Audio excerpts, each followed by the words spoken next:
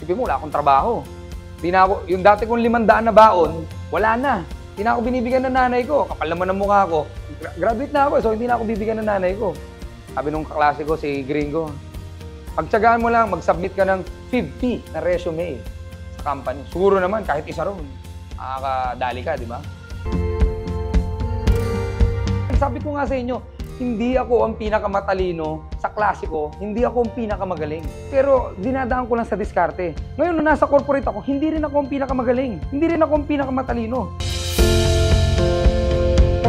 Importante na tama yung mentor mo. Ano yung mga bagay para mag-prepare para sa everyday or in the future pag mag-work? Character-wise, you have to ready yourself na ready ka makisama. Importante guys, negosyo man yan trabaho na marunong kang makisama. And pagdating naman sa work ethics, iba kasi ako pag sa trabaho eh. Kung dati hindi ko kaya mag-stay sa school ng hanggang umaga ako, trabaho, iba ako nun. Ibang disiplina ko sa trabaho ko nun. Kaya sobrang na-surprise lahat na nasa paligid ko. You have to develop your character. Yun ang pinaka-importante.